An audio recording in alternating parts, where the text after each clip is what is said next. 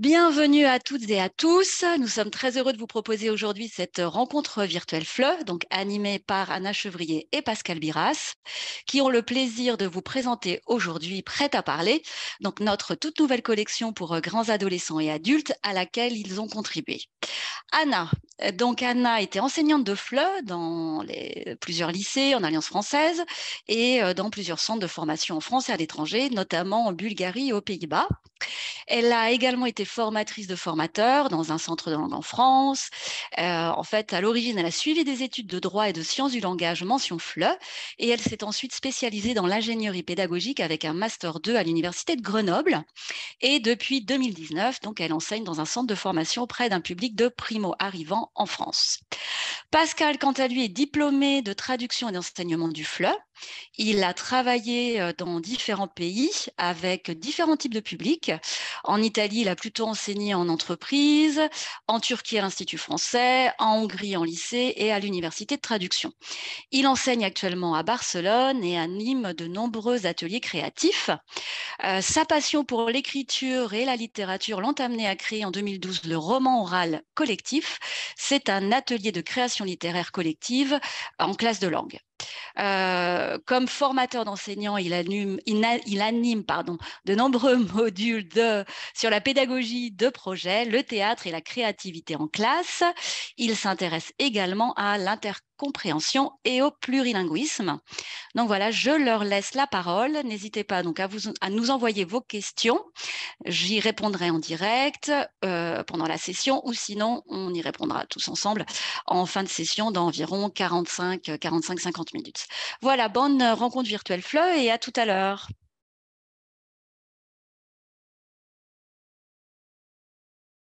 Merci. Oula, pardon, il faut que je récupère ma voix. Bonjour Merci Anna. Séverine. Bonjour Pascal. Bonjour à tous et à toutes. Merci d'être là avec nous. Nous, on est super contents et contentes d'être ici avec vous pour vous présenter, donc, en tout cas, pas toute la collection, mais le niveau A1 et A2 de Prêt à parler. Donc, pour commencer, vous avez cette première diapo où vous pouvez découvrir la couverture de la méthode. Alors, c'est un paper cut avec un merveilleux accent anglais. Je crois que c'est la fin de journée. Désolée pour, je crois qu'il y a quelqu'un de Londres. Désolée, je recommence. Un paper cut qui a été créé par un... C'était mieux, non? Ouais. Un artiste argentin qui habite à Barcelone et on a voulu représenter ce visage en mouvement parce que notre méthode s'appelle Prêt à parler et vous allez voir tout au long de ce webinaire qu'elle va se concentrer essentiellement sur l'interaction orale. C'est un livre, donc livre de l'élève plus le cahier d'activité. Donc là, vous voyez le A1 et le A2 et à venir le B1 et le B2. Pascal, c'est à toi. Alors, le A1 et le A2, c'est un vrai A1 et c'est un vrai A2. Ça semble stupide de dire ça, j'ai presque honte de le dire, et pourtant, c'est nécessaire, parce que très souvent, on a des manuels estampillés A1 qui sont en réalité des A1 et demi, voire début de A2. Donc là, on a fait le choix de faire un vrai A1 et un vrai A2, parce que ça correspond à une progression pas à pas, qui ne bombarde pas l'apprenant de connaissances linguistiques. Par rapport à la structure du manuel, le niveau 1 comme le niveau 1 comme le niveau 2 sont constitués de 12 unités, donc 12 pour le 1 et 12 pour le niveau A2.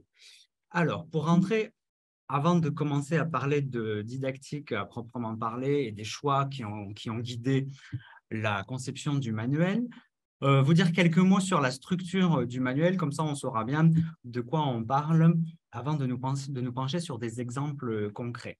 Ce manuel, je vous ai dit 12 unités par niveau, et une unité, elle commence sur une page d'ouverture, une page d'introduction à la thématique, mais une introduction qui est une introduction en douceur. Par contre, elle va bien souvent donner aux apprenantes et aux apprenants les premiers outils linguistiques pour affronter ce qui va arriver dans les pages suivantes, c'est-à-dire le matériel linguistique qui va arriver dans les documents écrits comme dans les documents oraux pendant tout le fil de l'unité. C'est une double page qui s'ouvre avec un document très visuel, assez grand sur la page, et accompagné de premières activités d'exploitation qui vont permettre à nos apprenants de découvrir la thématique, de découvrir les premiers mots dont ils vont avoir besoin, les premiers actes de parole dont ils vont avoir besoin et qui seront développés un peu plus tard dans l'unité, et qui vont déjà leur permettre d'interagir entre eux avec le tout petit bagage qu'ils vont commencer à s'approprier. Suite à quoi, Anna, qu'est-ce que nous avons ? Oui, alors on a parlé de 12 unités et dans chaque unité, il y a 5 doubles pages. OK ? Donc la double page de découverte que Pascal vient de vous présenter. Ensuite, nous avons ces 3 doubles pages de leçons.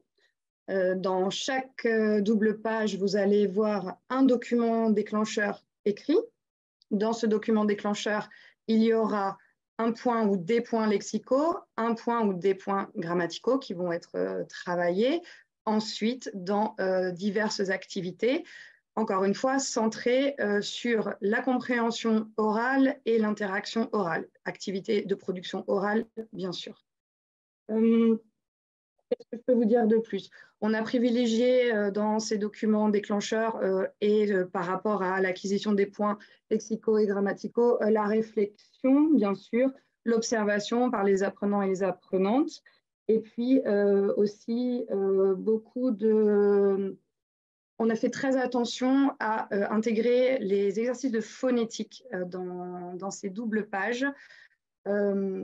Souvent, on trouve la phonétique détachée, en fait, dans une autre partie. Et pour nous, ça ne faisait pas sens, puisqu'on va traiter la phonétique. Alors, on ne parle pas de phonétique, on parle d'activité son, puisque c'est de la phonétique, mais ça inclut aussi l'intonation, la prosodie, le rythme. Et donc, ces activités de phonétique, elles sont reliées à la situation communicationnelle et au contexte de l'unité, en tout cas de la double page de leçon. On insiste beaucoup là-dessus parce qu'on pense que c'est réellement important de lier la phonétique à ce qui est travaillé d'un point de vue lexical et grammatical. Ça, c'était une petite parenthèse. Donc, le document déclencheur écrit, un point lexical, un point grammatical, des activités d'exploitation de ce point lexical et grammatical. Et puis, une très grande place faite à la compréhension orale. Je crois savoir que c'est un reproche qu'on fait assez régulièrement aux méthodes de FLE. Les profs trouvent qu'il n'y a pas souvent assez de compréhension orale. Donc nous, on a vraiment essayé au maximum d'inclure des compréhensions orales.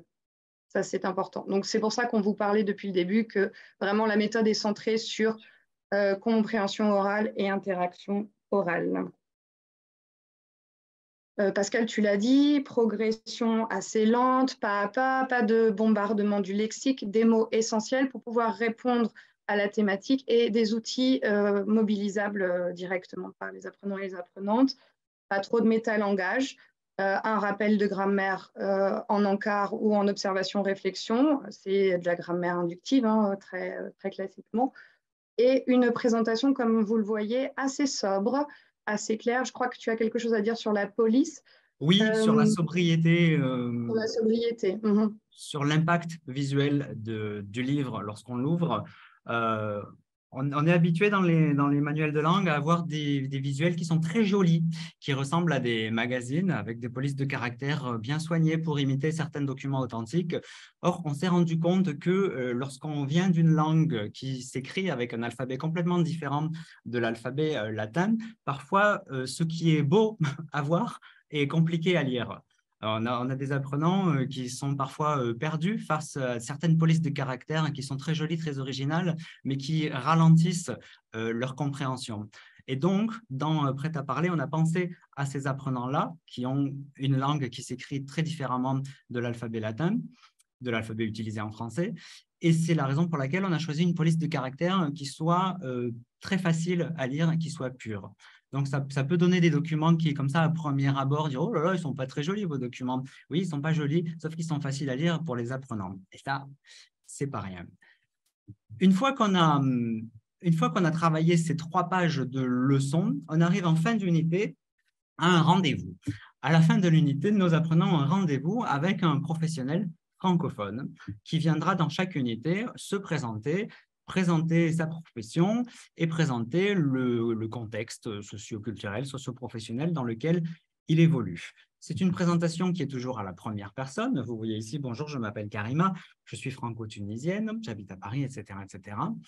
Ce professionnel se présente en tant que personne et il glisse dans son discours des petites informations de civilisation, entre guillemets, des informations socio-culturelles de manière assez discrète. On a par exemple l'exemple d'une boulangère qui se présente et qui parle évidemment des différentes viennoiseries vendues dans les boulangeries en France, mais aussi du prix de la baguette et de l'éventuelle concurrence déloyale, entre guillemets, que certaines grandes surfaces et certains supermarchés exercent envers les petits boulangers. C'est d'actualité.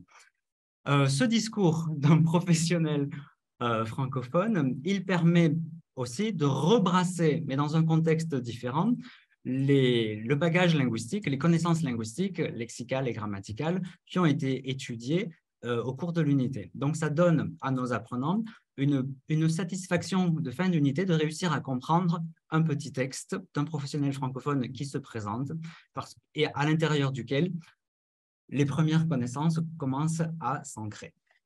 Suite à quoi, en toute fin d'unité, qu'est-ce que nous avons, Anna? En toute fin d'unité, vous allez retrouver ce que nous, on appelle la page récapitulative. Donc, vous voyez en vert phonétique, en bleu communication et en jaune grammaire. En général, dans les méthodes de FLE, vous allez trouver ça tout à la fin du livre. Ce n'est pas forcément très pratique. Et nous, on a jugé que c'était mieux en fait, de vous mettre le récap en fin de chaque unité. Donc, ce qu'on vous disait, hein, c'est que nous, on a privilégié la sobriété, la clarté, l'efficacité. Et donc, vous allez pouvoir creuser la grammaire ou la phonétique dans ces pages récup. Parce que quand vous serez dans les pages les doubles pages de leçons, vous aurez de la grammaire, mais très soft, avec vraiment l'essentiel. Donc, pour creuser, vos apprenants et vos apprenantes et vous-même irez voir dans ces pages récap où on a vraiment mis tout à disposition pour pouvoir réaliser les activités de l'unité. Voilà ce qu'on voulait vous dire pour bien mettre les choses en place, sur la construction, l'architecture des unités de prêt-à-parler. Maintenant, entrons dans le vif du sujet. Prêt-à-parler, mais pourquoi prêt-à-parler? Comment prêt-à-parler? Qu'est-ce que c'est que cette histoire de prêt-à-parler? Puis d'abord, qu'est-ce que c'est ce titre, Anna? Est-ce que tu as des informations? Oui, Pascal, j'ai des informations. Alors, ce n'est pas une manière d'exercer votre prononciation du R, quoique vous pourriez en faire quelque chose. Mais en fait, c'est quand on était en réunion avec Pascal, avec Corinne, qui est notre réviseuse pédagogique, qui a travaillé, qui était autrice sur Rond-Point. Dans le cours des discussions, nous, on voulait vraiment un manuel, comme on vous l'a dit, centré sur l'oral, sur l'interaction orale et la compréhension. Et en discutant comme ça de la dynamique, de ce qu'on voulait mettre dans le livre, Corinne nous a dit, oui, en fait, nous, on veut du prêt-à-parler. Et ça nous a bien plu à l'équipe et à moi-même. Et on s'est dit, bah voilà, en fait, on a trouvé notre titre et ça vient de ça. Et en plus, c'est vrai que ça fait un petit écho à l'expression prêt-à-porter, qui est quand même une grosse référence culturelle. Tout le monde dans le monde entier sait que la France est un des pays, parce qu'il y en a d'autres, du prêt-à-porter. Donc ça, c'est pour le titre. Ce qu'on veut avec ce livre, en fait, c'est donner à nos apprenants les outils linguistiques qui vont leur permettre de se débrouiller dans une situation donnée. Des outils simples, des outils efficaces, immédiatement mobilisables, sans décortiquer le pourquoi du comment dans un premier temps. Ça viendra après, en fait. Donc, ce qu'on veut vous expliquer et vous exposer dans ce webinaire, c'est ça. Notre approche, elle est basée sur plusieurs choses. Donc, une méthode, je me répète, mais c'est vraiment l'essentiel de cette collection qui fait la part belle à la compréhension orale et à l'interaction orale, avec une démarche naturelle. Naturelle, ça veut dire discuter comme discutent des locuteurs et des locutrices natifs et natives. Et bien évidemment, spiralaire, vous savez très bien que la mémoire joue un gros rôle dans l'apprentissage. Et donc, on a voulu que ce lexique et que les points grammaticaux soient brassés, rebrassés tout au long des unités. Pour arriver à ça, on a choisi d'adopter une approche phraséologique de la langue, je vais vous en parler plus tard, une approche non grammaticale, entre guillemets, de la langue.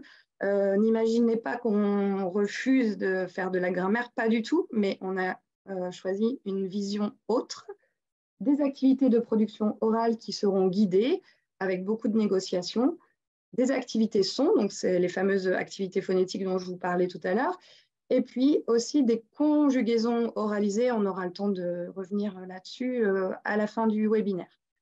Tout ça sans oublier que notre apprentissage ou l'apprentissage en fait va être influencé par nos capacités de mémorisation. Et ça, on l'a gardé en tête tout au long de la conception de la méthode. Donc, si on parle de l'approche phraséologique, alors c'est un grand mot, mais en fait, c'est simplement pour vous dire que la langue, ce ne sont pas des mots qu'on va séparer, ce sont des éléments, une combinaison d'éléments qui, ensemble, vont faire sens. Pour nous, vraiment, le lexique et la grammaire, c'est indissociable. On ne peut pas séparer la pratique de la grammaire et la pratique du lexique. Et donc, on a voulu, avec cette méthode, vraiment donner ce qu'on appelle des chunks. Alors, je vais essayer d'être assez précise et claire là-dessus pour pas que ça vous mette dans le doute, mais en fait, un chunk, c'est ce qui va vous permettre de répondre à une situation de communication dans un contexte ciblé de manière tout à fait spontanée. Je vous donne un exemple. Si, tiens, Pascal, je sais pas, tu n'as pas envie de me parler de tes tâches ménagères? Qu'est-ce que tu fais à la maison comme tâches ménagères? Je fais la vaisselle, je fais le ménage en général, car je suis un homme moderne. Je fais la lessive aussi et je fais les courses. C'est une tâche ménagère, faire les courses?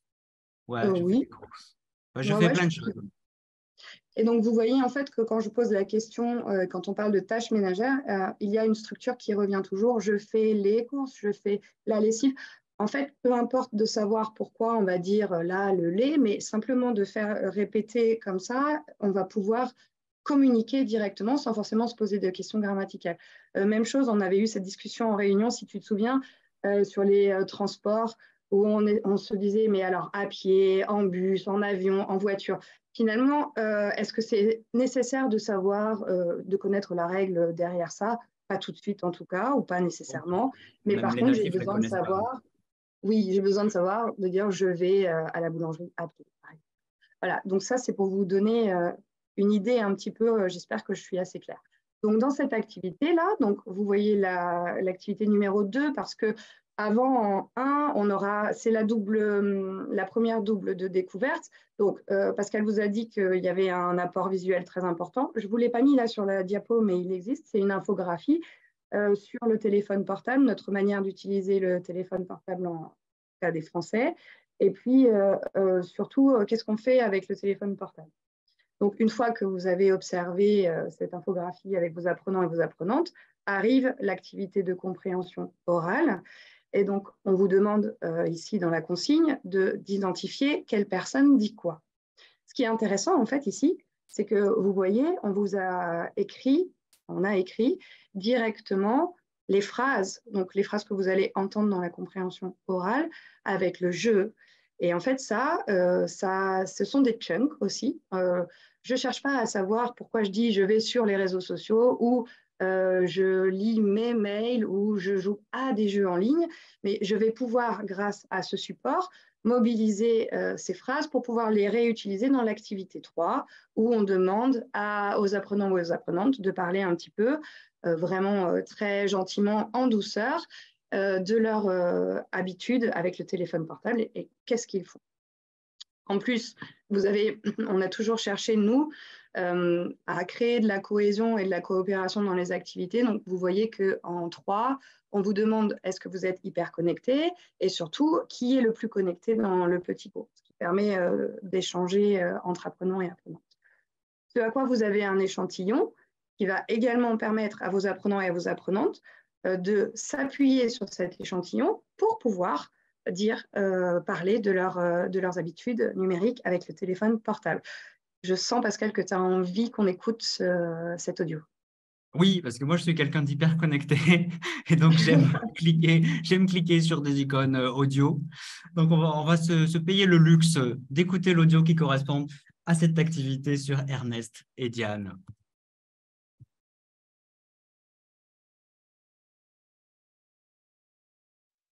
Activité 2.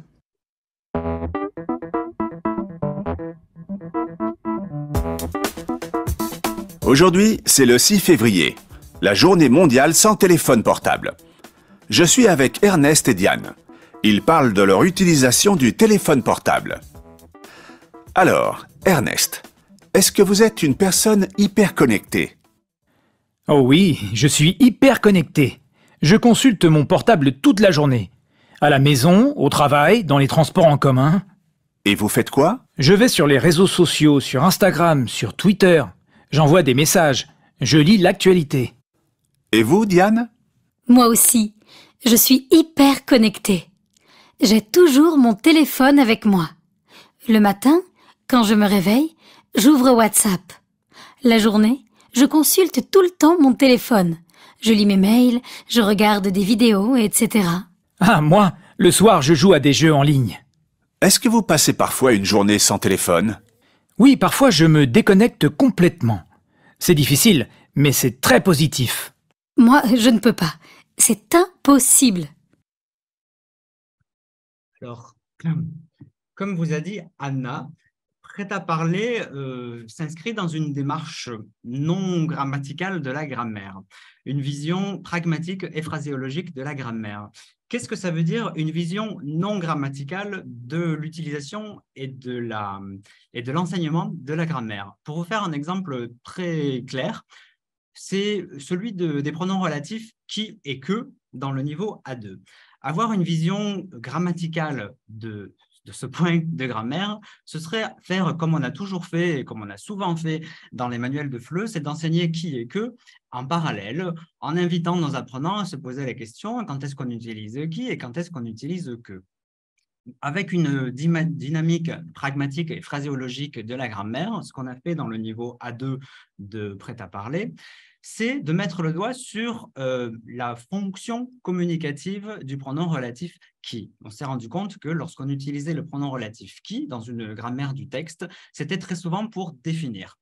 Dans une unité sur les souvenirs, dans le niveau A2, on a enseigné seulement le pronom relatif qui, avec des exemples qui sortent dans la langue naturelle lorsqu'on évoque nos souvenirs d'école. Est-ce que tu te souviens d'Anna? Ah oui, c'est la fille qui portait une chemise rose. Est-ce que tu te souviens de Pascal? Ah oui, c'est le garçon qui avait une moustache ou une barbe ou des cheveux gris ou je ne sais pas. Et donc, le pronom qui, il vient naturellement dans sa fonction de définir quelqu'un ou quelque chose. Et donc, on l'a dissocié du pronom que. Donc, c'est cette vision qui n'est pas une vision purement grammaticale. Ah, qui et que doivent aller ensemble parce que ce sont tous les deux des pronoms relatifs. Il y en a un qui est sujet, il y en a un qui est complément. Non, on a quelque chose d'un peu différent dans Prêt-à-parler qui enseigne la grammaire, mais avec un prisme qui ne soit pas celui de la grammaire pour la grammaire, pas un prisme de grammaire grammaticale, mais bien un prisme de grammaire au service de la communication et au service des actes de parole, d'où cette approche, comme on dit, phraséologique. C'est la phrase qui nous intéresse et pas la grammaire en tant qu'entité supérieure qui dicterait tout ce qu'on doit dire et tout ce qu'on doit apprendre.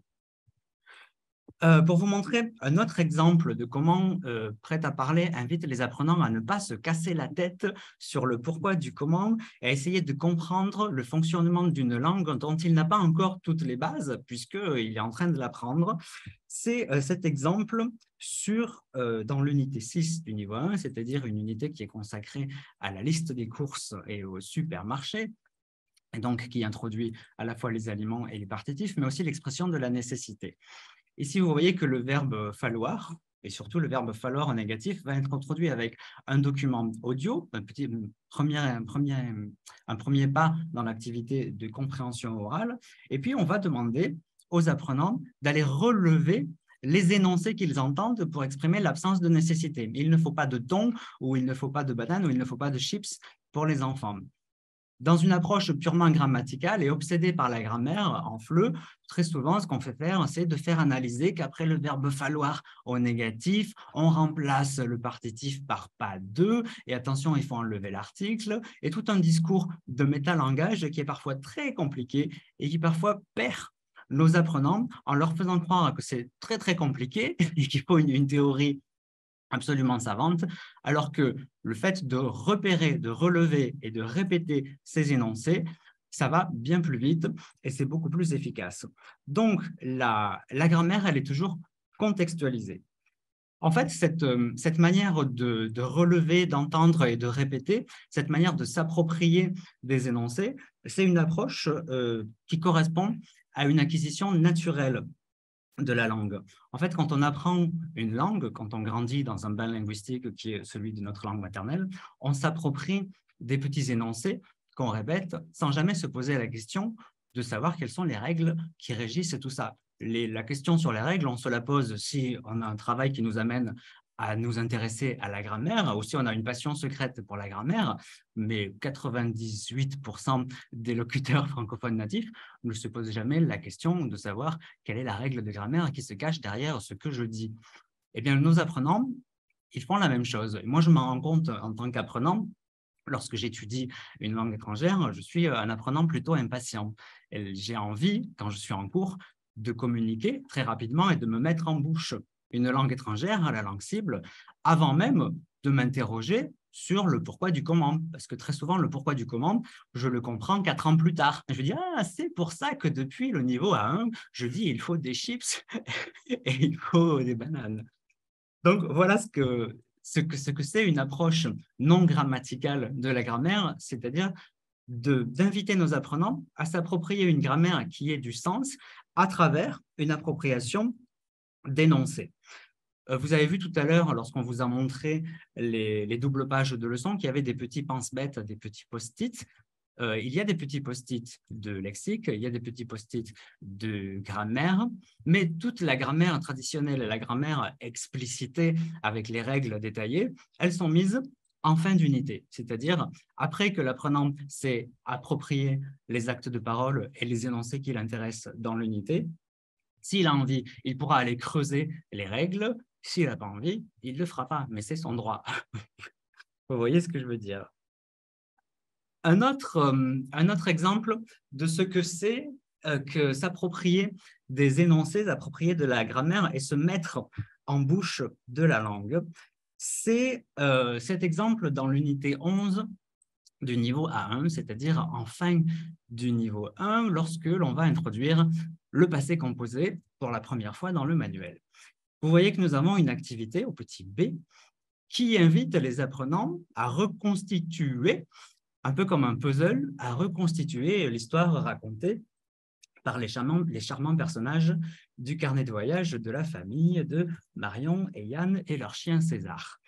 Lorsque nos apprenants vont reconstituer entre eux, vont essayer de négocier la chronologie des actions de la famille, ils vont être amenés à reconstruire, à construire, à formuler et à dire entre eux des énoncés tels que Marion et Yann sont montés dans un bus, ou Marion et Valentine ont visité un château, ou César est tombé à l'eau. Donc, ils vont se mettre en bouche de la langue avant de vérifier qu'ils ont bien vérifié en groupe classe qu'ils ont tous la même chronologie des actions. Et donc, ils se mettent en bouche des actions au passé composé, avec l'acte de parole raconter une action passée, classique de l'enseignement du FLE, mais ils se la mettent en bouche avant même de s'intéresser à la question de être et avoir au passé composé. Ça viendra un petit peu après. Voilà ce qui nous semblait important sur la place de la grammaire et sur ce que ça veut dire un enseignement non grammatical de la grammaire au service de la communication. C'est-à-dire que c'est le sens avant tout. Dans Prêt à parler, on invite les apprenants à s'approprier des énoncés, des segments de langue sur lesquels nos apprenants vont pouvoir s'appuyer pour communiquer. C'est un peu ce que faisait la méthode directe il y a quelques décennies, sauf qu'ici, c'est avec une progression un peu plus logique et avec des actes de parole un peu plus pertinents et un peu plus cohérents. Anna, je te cède la parole pour parler de la place des activités de production dans Prêt-à-parler. Oui, et j'ai envie de rebondir sur ce que tu viens de dire, parce qu'en fait, ce qui est vraiment super intéressant, je trouve, j'aime beaucoup cette approche pour le passé composé, c'est qu'en fait, nos apprenants et nos apprenantes vont parler au passé composé presque sans s'en rendre compte. Et nous, c'est vraiment ça vers quoi on voulait aller. C'est cette espèce de spontanéité et ce naturel, et puis bien évidemment après d'aller expliquer pourquoi quelquefois on utilise le verbe être, quelquefois le verbe avoir. Mais c'est vraiment ça l'intention du bouquin, et je trouve que c'est un très bon exemple ce que tu as montré là avec la reconstitution en puzzle. Je vous disais tout à l'heure que dans les 3 doubles de leçons, il y a un document déclencheur écrit et que dans ce document déclencheur, on va avoir un point lexical ou grammatical qui va être directement exploité dans des activités de production orale. Donc là, je vous ai mis 2 exemples. On est en fin de niveau A1. Donc l'unité 11 et l'unité 12, tous les deux sont des exercices 7, mais ce n'est pas la même unité.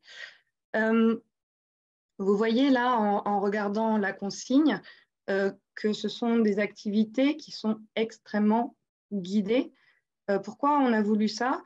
Parce qu'on veut pouvoir donner les outils à nos apprenants et à nos apprenantes pour qu'ils puissent tout de suite être dans du discursif et dans du pragmatique. Donc ici, ce sera donner son opinion sur les transports.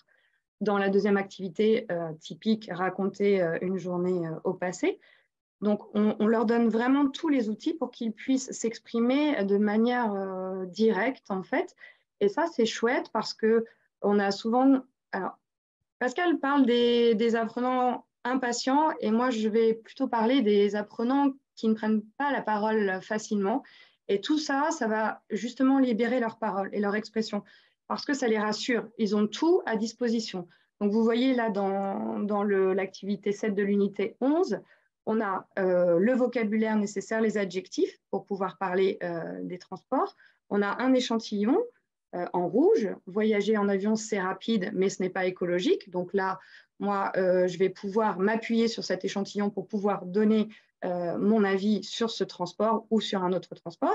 Et vous avez en marge, ce qu'on vous expliquait tout à l'heure, ces petits pense-bêtes post-it qui vous redonnent ou qui redonne aux apprenants plutôt la petite structure qu'on va utiliser. Ici, c'est le c'est et le ce n'est pas pour pouvoir exprimer son opinion.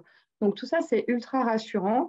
Et c'est vrai que moi qui travaille avec des stagiaires qui viennent de cultures très différentes, je constate quand j'utilise cette dynamique-là en cours que les plus timides, les plus réservés ou ceux qui ont peur de faire des erreurs, souvent à l'oral, on se rassure avec le stylo, mais on a peur de s'exprimer devant un groupe.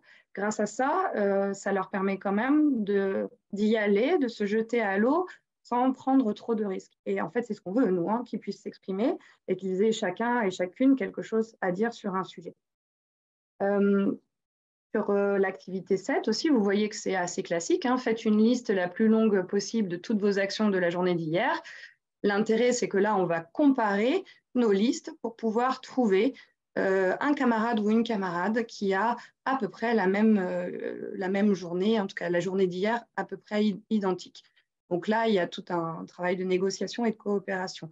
Je voulais juste préciser que ces activités, elles sont guidées, elles sont aussi ludiques, mais on n'a pas voulu partir dans des choses trop créatives qui parfois peuvent déstabiliser en fait nos apprenants et nos apprenantes parce que tout le monde n'a pas la capacité à être créatif et puis c'est difficile d'être à la fois créatif et créative et en plus de mobiliser les outils linguistiques pour pouvoir répondre à une activité.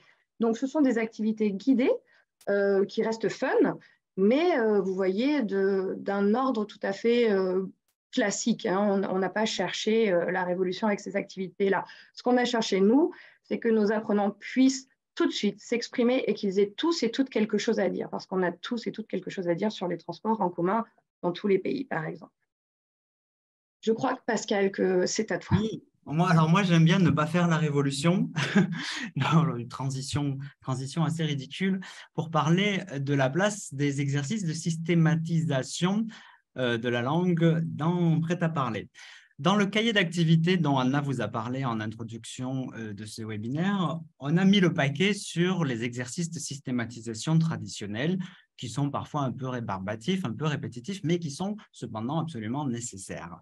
Ce sont des activités qui peuvent tranquillement être réalisées à la maison. On n'a pas besoin d'être avec des camarades de classe pour s'entraîner à conjuguer tel ou tel verbe ou à remplir des phrases à trous avec le bon article. Par contre, ça ne veut pas dire qu'on est dispensé d'exercices de systématisation en classe avec ses camarades.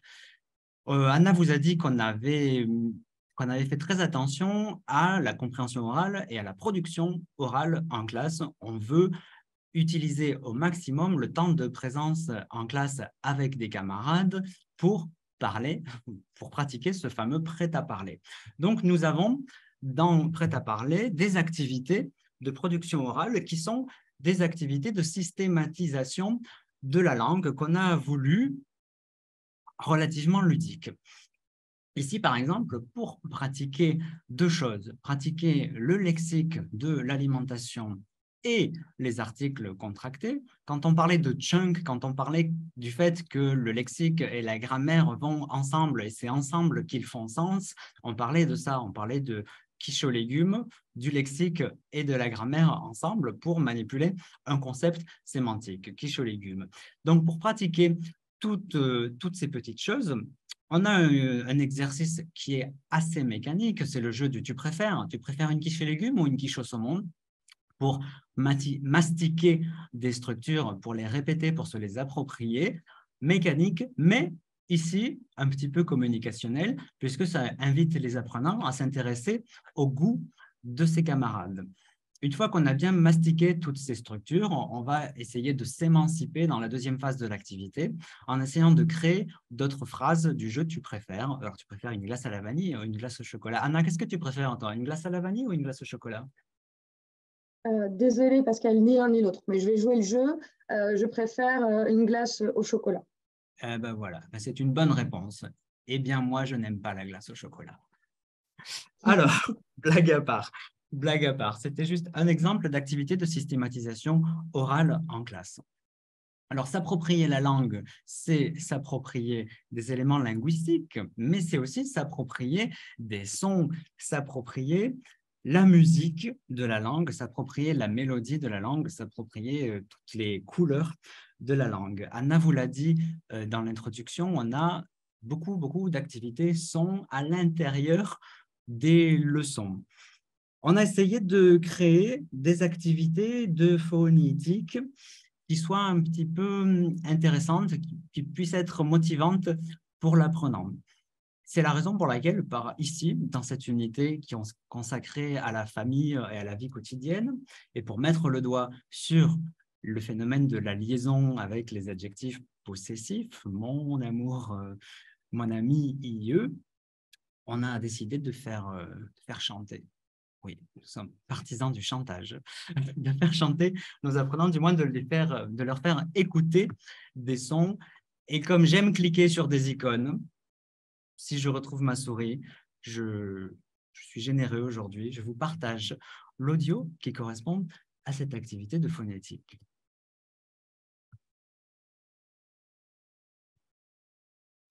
Activité 8B. 1. Oh mon amour, mon âme sœur, je compte les jours, je compte les heures. 2. Ce soir, mon petit garçon, mon enfant, mon amour. 3. Toi, mon amour, mon ami, je ne peux vivre sans toi. Alors bien sûr, on imagine que pendant toute l'année, vous aurez des apprenants qui vous diront « Oh, mon amour, mon ami », ce sera sympathique, mais en tout cas, ils auront mémorisé ce phénomène de la liaison. Pour vous donner un autre exemple d'activité de phonétique intégrée à la leçon, dans l'unité sur le marché, sur les fruits et légumes, c'est une bonne occasion de pratiquer, de discriminer les voyelles nasales, ing, on et en, puisque énormément de fruits et légumes les contiennent. Donc, vous avez une petite activité de discrimination des sons, mais qui est aussi une activité de mémorisation du lexique de tous ces fruits et de tous ces légumes. La mémorisation par le son, je crois, Anna, que c'est quelque chose qui te tient à cœur, car je fais des liaisons erronées. Oui, ça me tient beaucoup à cœur et ça marche en fait, ça marche. Je suis contente quand je vois que mes stagiaires, moi, je parle de stagiaires en fait parce que je suis dans un centre de formation, mais mes apprenants, mes apprenantes arrivent à se détacher du stylo et être très spontanés et ça marche en fait. Tu parlais du côté mécanique, c'est vrai que ça peut être un peu mécanique, mais il faut que ça le soit au début pour acquérir pour être à l'aise en fait, tout simplement. Et ce qui est intéressant avec Prêt à parler, c'est que ce qu'on vous donne comme chunk ou comme combinaison d'éléments, vous allez pouvoir les utiliser dans d'autres contextes de communication. Le fameux C, ce n'est pas, va vous permettre d'exprimer un avis effectivement sur les transports, mais sur tout un panel de sujets. Donc, ça, on peut les calquer. Et c'est vrai que plus on répète à l'oral, plus vous vous familiarisez et finalement, ça devient presque naturel. Donc, la répétition en soi, ça n'a rien de problématique en cours. Au contraire, ça me semble essentiel. Et ce qu'on a voulu faire dans le même esprit, donc là, on vous a mis une activité, ce n'est pas de ça dont je veux vous parler, mais c'est simplement que vous prêtiez attention sur le verbe acheter. Vous voyez qu'il y a une piste, la piste 75 en dessous. Ça veut dire qu'à chaque nouveau verbe qui va être intégré dans une leçon, dans une unité, vos apprenants et vos apprenantes auront la possibilité, vont pouvoir écouter ce verbe. Et ça nous semble essentiel déjà pour la prononciation. Si on parle du verbe acheter, elle n'est pas facile en plus, la prononciation du verbe acheter. Mais en plus, ça permet effectivement d'activer la mémoire et de mémoriser via l'oral.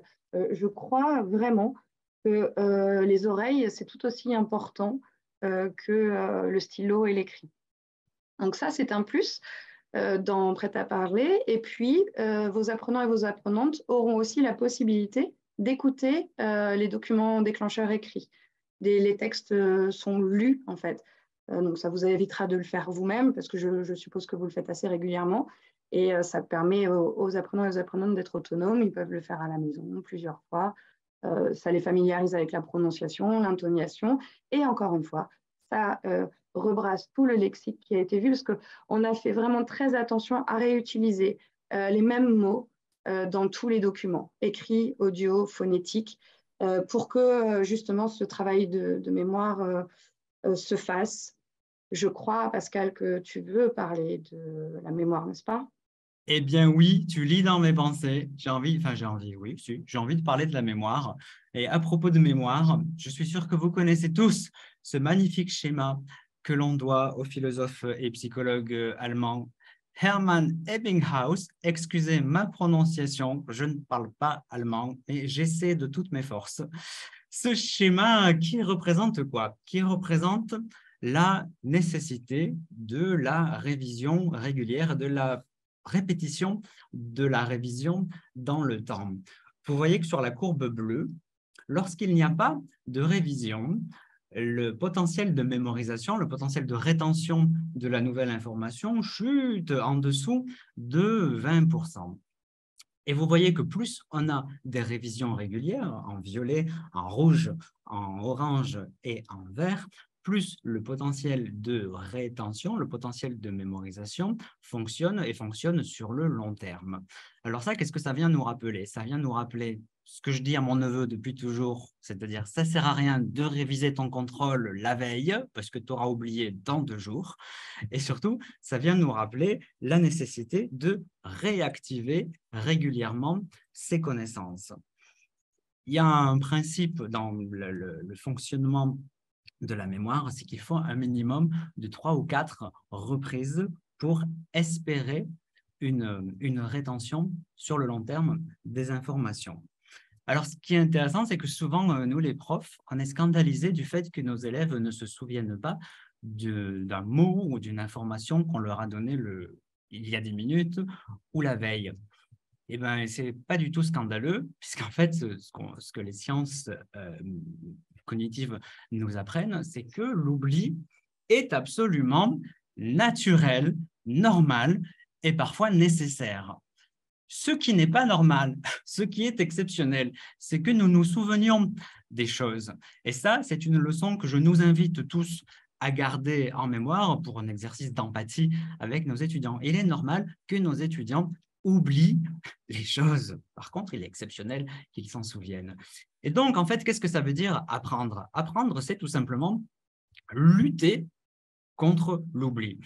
C'est presque une mission divine. Notre mission, c'est quoi? C'est d'aider nos apprenants à lutter contre l'oubli. Alors, pour lutter contre l'oubli, il faut bien sûr exposer nos apprenants à la nouveauté sémantique, à la nouveauté lexicale, à la nouveauté de l'acte de parole, de l'énoncé qu'on veut qu'ils s'approprient. Mais surtout, on va devoir le réexposer et réactiver régulièrement cette connaissance pour espérer une acquisition sur le long terme. Ce qui est intéressant sur la bonne mémorisation des éléments sémantiques, du lexique ou des énoncés, c'est que ça va aider nos apprenants à les produire, mais surtout, ça va faciliter leur compréhension. Parce que pour bien comprendre quelque chose, nos apprenants vont avoir besoin d'un stock sémantique de plus en plus gros. Et donc, j'aurais presque envie de dire, c'est tout bénef si nos apprenants mémorisent et mémorisent bien les nouveaux savoirs, le nouveau matériau linguistique que nous leur transmettons ou que nous les aidons à s'approprier.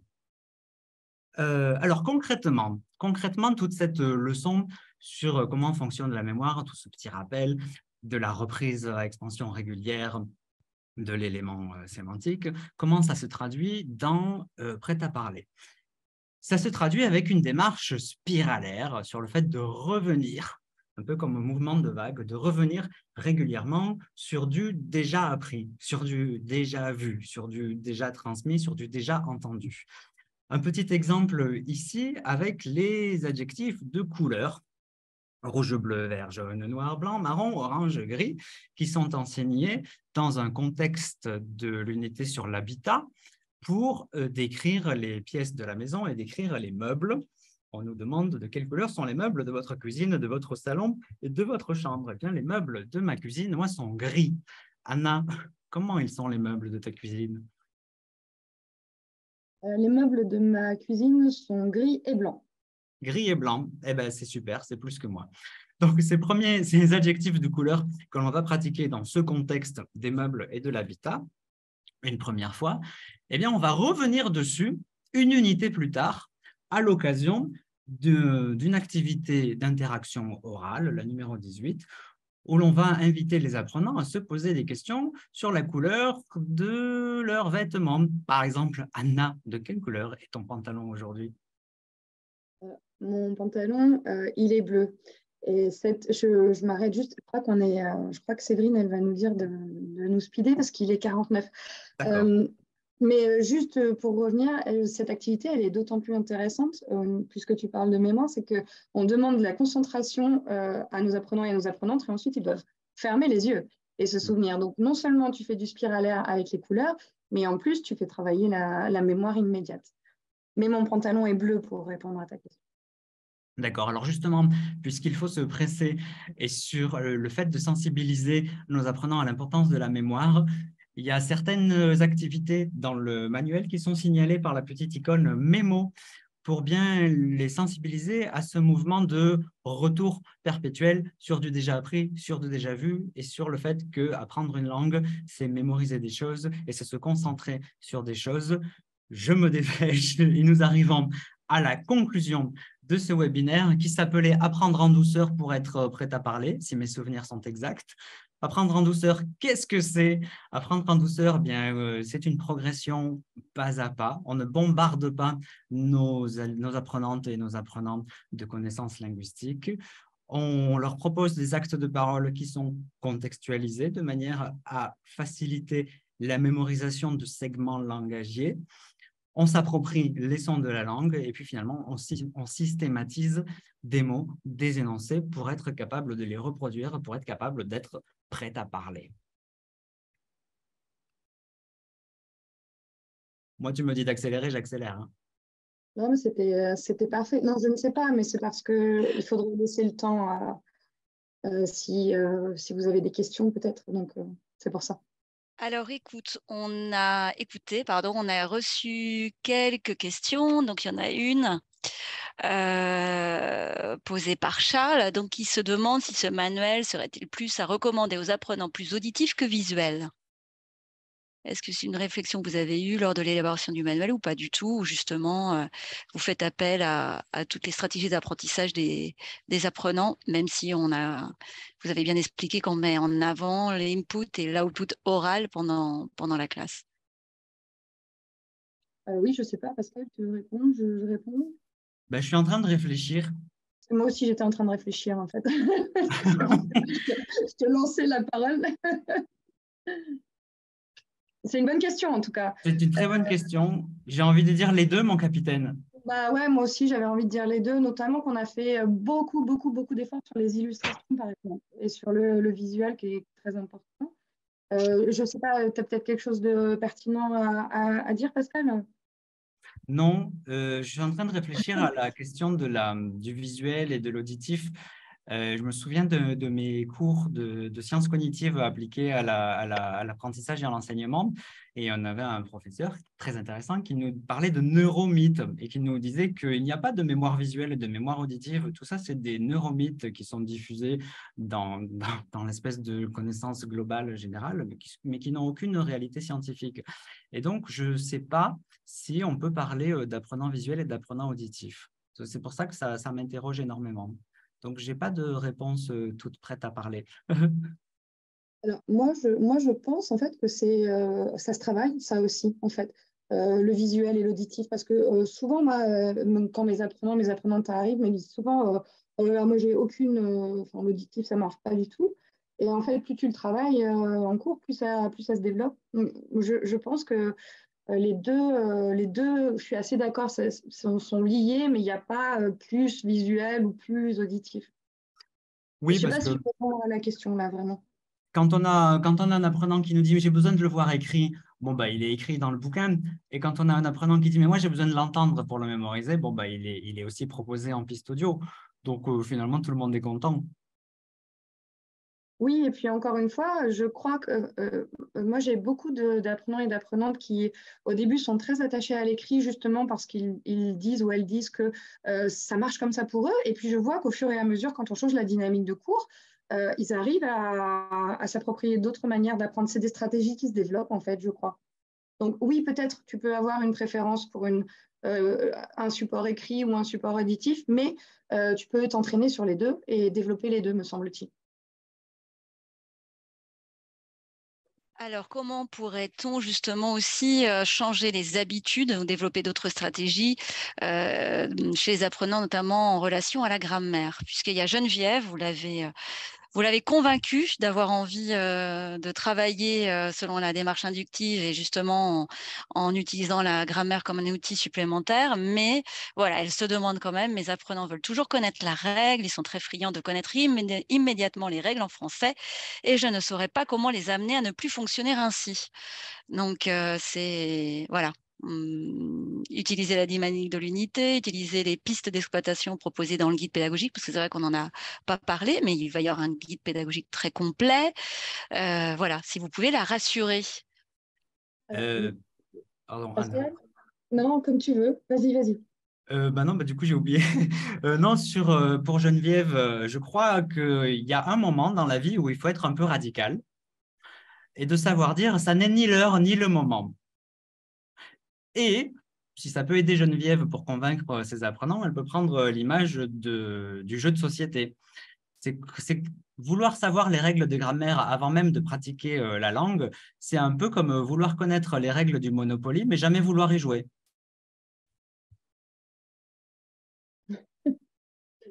Dis, ben, on va jouer d'abord, et puis un jour, on verra les règles. Tu verras, Oui. c'est vachement plus intéressant.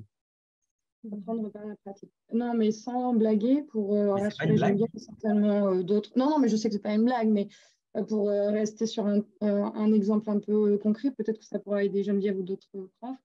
En fait, moi, je crois que parfois, il faut pas avoir peur. Alors, quand on a une relation de confiance, je crois que la confiance, c'est ce qui est le plus important peut-être dans la classe. Quand tu as établi une relation de confiance avec tes apprenants et tes apprenantes, si tu leur proposes une autre manière d'apprendre, au fur et à mesure, et quand ils vont voir que ça fonctionne, au fur et à mesure, ils vont changer leur manière d'apprendre et leur stratégie d'apprendre.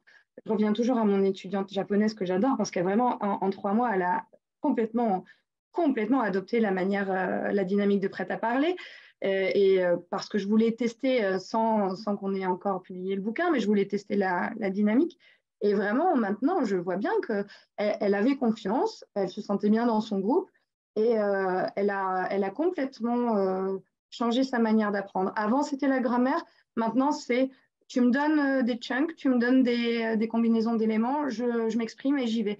Par contre, ça n'empêche pas que tes apprenants ou tes apprenantes, Geneviève, peuvent toujours te demander après, mais moi j'aimerais bien connaître la règle. Et là, on y va. S'ils ont envie de connaître la règle précisément, avec du métalangage, pourquoi pas, il n'y a aucune raison de ne pas le faire, s'ils le demandent. Voilà, mais on le fait plus tard, Plus tard. en deuxième phase de travail. D'accord. Alors, les autres questions qui nous arrivent concernent plus les niveaux de la collection. Donc, cette année, vous allez avoir livre de l'élève A1 et A2, cahier d'exercice A1 et A2 qui vont être publiés. Donc, vous aurez de toute façon ces 4 composants-là pour la rentrée de septembre, sachant que le livre de l'élève de Prêt-à-parler 1 est déjà à l'imprimerie. Il sera disponible dans nos entrepôts mi-fin mars. Donc après, ça dépend du pays où vous enseignez. Il faudra prendre en compte un certain temps de transport et de distribution par les distributeurs dans votre pays. Mais sachez que le livre de l'élève de Prêt-à-parler 1, vous devrez l'avoir en avril près de chez vous. Ensuite, on aura donc le cahier d'exercice qui sera publié au mois, là on est en avril-mai, on aura le livre de l'élève de Prêt-à-parler 2 qui sera disponible en mai et compter 1 ou 2 mois de plus pour le cahier d'exercice. D'accord? Donc ça veut dire que de toute façon pour la rentrée de septembre, donc vous aurez les niveaux 1 et A2 complets. Ensuite, on travaillera, les équipes s'attelleront au B1 et au B2 et donc on attend le B1 2024 et le B2 à cheval 2024-2025. Donc, il n'est pas prévu de niveau C1 pour l'instant. Et voilà ce que je peux vous dire concernant la disponibilité des niveaux. Et juste pour conclure, c'est une question qui rebondit sur une remarque que je crois que tu as fait, Pascal, sur le niveau A1 qui serait un vrai niveau A1, un véritable niveau A1, hein, puisqu'on a une question de Jeanne qui dit, bon, est-ce que lors de l'élaboration d'un manuel FLE, j'aimerais savoir si on doit forcément respecter les thèmes établis dans l'inventaire linguistique des contenus clés des niveaux du CECR. Donc voilà, vous avez pris en compte vraiment un niveau 1 puisqu'on veut une progression en douceur. C'est dans la philosophie de la collection, n'est-ce pas? Absolument. Mhm. Oui. Et donc, on est sur un classique qu'on va pouvoir faire en 80-100 heures d'enseignement, plus ou moins. Oui. Après, ça dépend énormément de la distance linguistique entre la langue source des apprenants et la langue cible qui est le français. Mais entre 80 et 120, 150, grand maximum.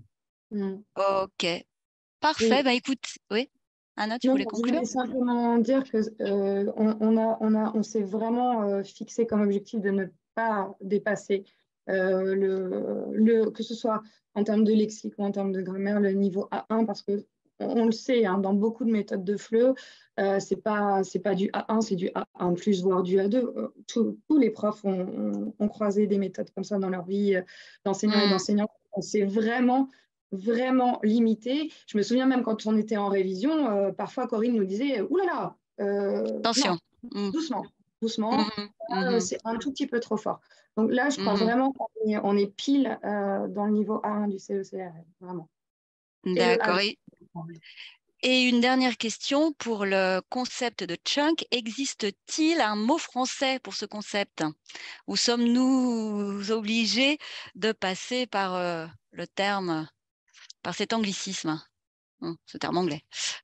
Bah ouais, je sais pas, chunk, Ouais, c'est faut s'y faire. Ouais, c'est mignon, ça fait comme une petite bestiole, un petit chunk. Non, je sais pas, je trouve ça mignon. Après, pourquoi pas? On peut l'inventer, à réfléchir. Là, moi, comme ça, je sais pas. À En proposer à l'Académie français, française, non? On peut faire un. ouais, c'est ça. À Ouais, mes moi, chers amis de je l'Académie proposerais, française. Voilà. je proposerais un geste, moi, un chunk. Donc, voilà. Oui, ça peut être un geste Ah, comme ça. En fait, un chunk, en vrai, en français, si on voulait le traduire, c'est pas très très joli. C'est une combinaison d'éléments qui font sens. ça. Mhm, C'est un peu long. Euh, mhm. ouais, le chunk, c'est ça. En fait, c'est quoi je sais pas, un enchaînement. Je sais pas. Il Un faut, il faut, enchaînement. faut l'inventer. Un Parfait. mariage. Un Un mariage. mariage, Un Pax. Ouais, c'est pas... un pax. Ouais. Ok, ben merci beaucoup, Anna. Merci beaucoup, Pascal. Merci à vous toutes et tous. Bon